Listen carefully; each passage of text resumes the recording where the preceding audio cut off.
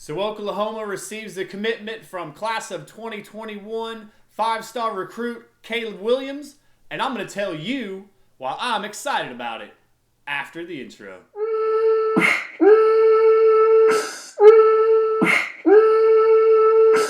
Thanks again for watching the Eyes on Texas channel, your source of breaking horns and news, where I put out college football videos almost every single day. I'm your boy, AK, and I'm back here with the video for you today. You saw the intro, and I'm excited about Caleb Williams going to the Oklahoma Sooners. That's right, I sure am, because I'm all about class of 2022 prospect from Southlake, Carroll Quinn. I sure am. I believe, I know that this clears a path for him to land at the Texas Longhorns, and I'm going to tell you why I believe that is so.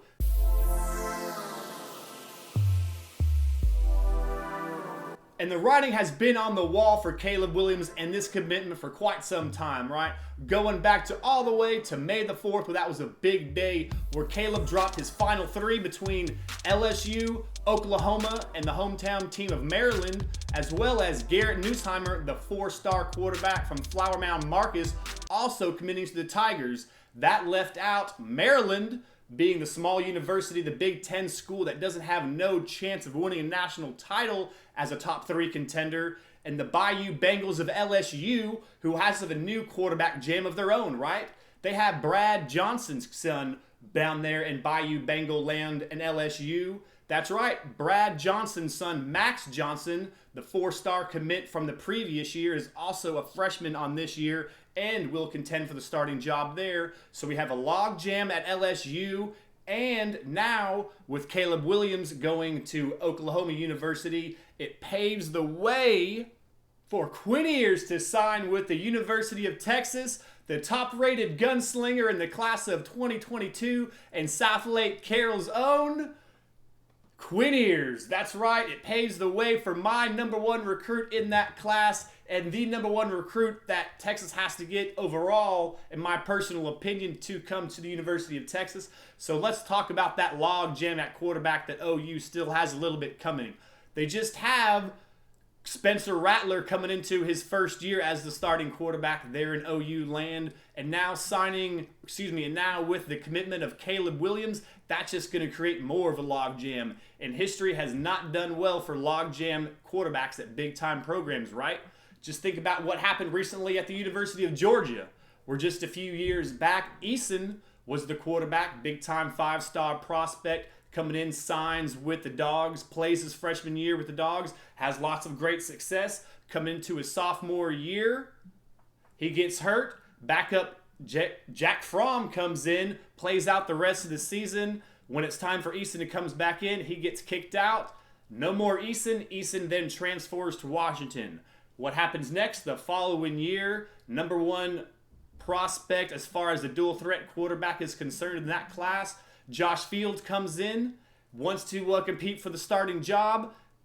The hometown Georgia boy thinks he can beat out Fromm, is not correct in that. Kirby Smart kicks him down to the bench, and what happens the following year? He transferred out to Ohio State and plays for the Buckeyes, where he has a phenomenal year, right?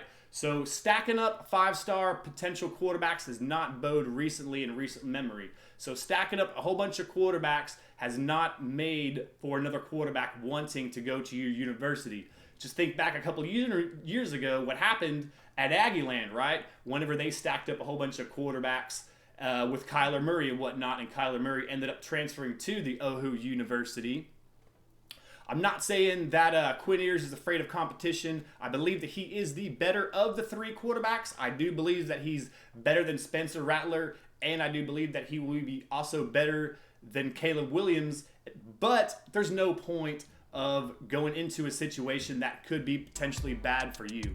And that's going to be another reason why I believe that Quinn Ewers will choose the University of Texas.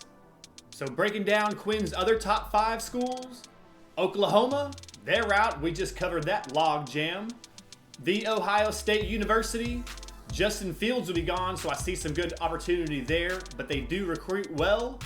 Most of their quarterbacks have been dual threat quarterbacks, not mainly known for putting up quarterbacks into the NFL, so therefore I believe Ohio State is out. Auburn, Bo Nix era will be ending there. The barn is not really known for putting up top NFL quarterbacks either. I really don't see Quinn going to Auburn, so I see an Auburn being out for a contender for ears talents. Alabama just picked up 5-star freshman Bryce Young, and that might just create another QB logjam, which is the main reason why Tagovailoa left. Alabama has opened up its offense some, but I think Ears is looking for more from his college offense. So Bama is out. LSU has the quarterback battle between Johnson and Nusheimer. Plus, I see LSU trending down in the future, which leads me to pick Texas. I see Hudson Card taking over after Sam Ehlinger leaves for the NFL. Card plays 2 years while Ewers is in high school. Ewers signs with Texas. Comes in sparingly for Card for 1 year. Following year, Hudson Card to the NFL. And boom! Ken Ewers steps in the following season as the starting quarterback for your Texas Longhorns. Tell me how that sounds, folks. Tell me how that transaction plays out in your minds. That's personally how this guy with 2 thumbs sees it.